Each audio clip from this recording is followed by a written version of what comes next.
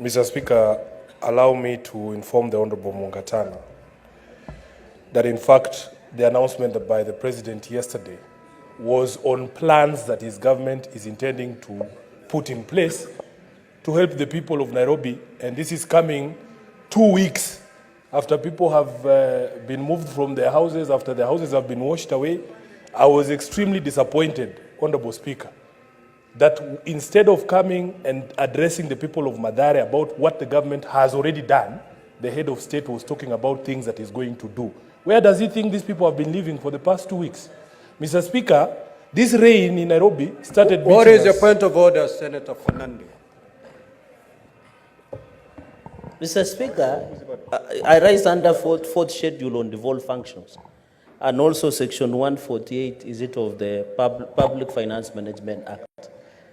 Is it a standing order number 1 and 105 if you want a standing orders?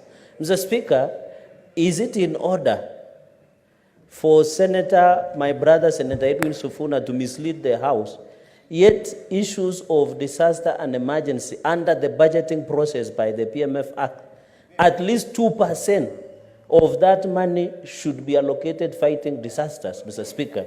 The point I'm trying to make is that the issue of handling disaster preparedness is not an exclusive function of national government. What Senator SIFUNA should be telling the nation is what is the Nairobi City County government has done in Mathare before Senator Gloria,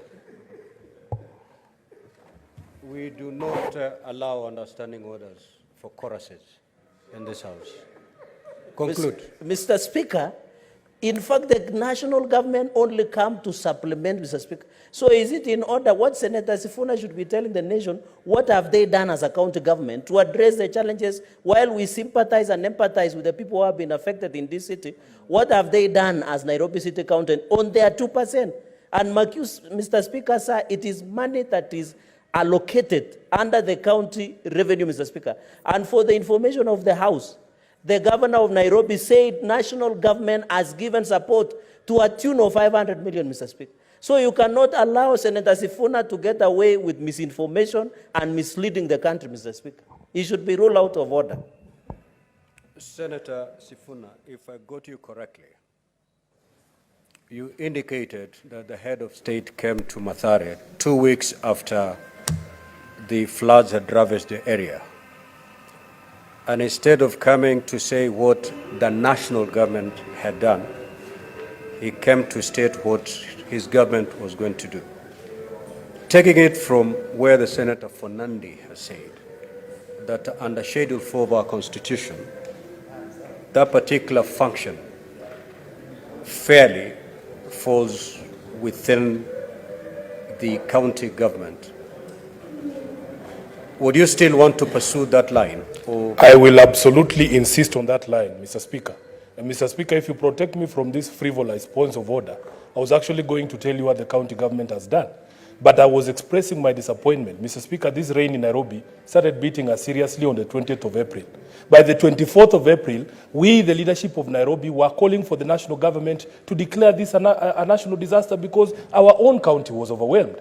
I hear people parroting about 2% of the resources of the county being directed to the disaster account. It's not as if county governments receive all the money that is allocated to them by this House and then separate 2% and put it in the account. As we speak right now, if you are a serious person who follows devolution, you know that the county governments have not received money since January.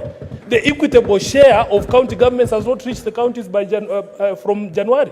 So, Mr. Speaker, when you hear somebody talk about 2%, 2% of what? You should talk about 2% of money that you have put in the accounts of the county governments. Mr. Speaker, my disappointment is in the fact that from the 24th of last month, people have been sleeping outside. Then you come and tell us that you're going to give 10,000 shillings to the affected households. We have lost over 10,000 households, Mr. Speaker. Where do you think these people have been sleeping? That is my disappointment, and I want to dissuade Honorable Mungatana.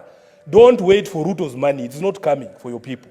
Mr. Speaker, as I speak right now as a senator of Nairobi, I can confirm that no money has reached the people of Nairobi from the national government. So don't tell us about 2%. Senator for Nairobi, in this House we use parliamentary language. If you're referring to a colleague, you refer to them as honorable senator.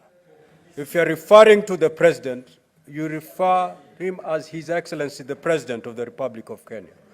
We do not have a Mr. Ruto, so kindly abide. I want to advise. I thought you had concluded. Yes, Senator. let me make the Then correction take your you seat. asked me to make. Okay, I want proceed. to ask the Honorable Senator for Tana River, the very able Danson Mungatana, do not wait for President Ruto's money. It is not coming. I thank you, Mr. Speaker. Senator CHERSRGEI. Mr. Speaker, I want to make a comment on Senator Muma. Mr. Speaker, I want to thank the national government for supplementing what the default function is. I know you being a former governor,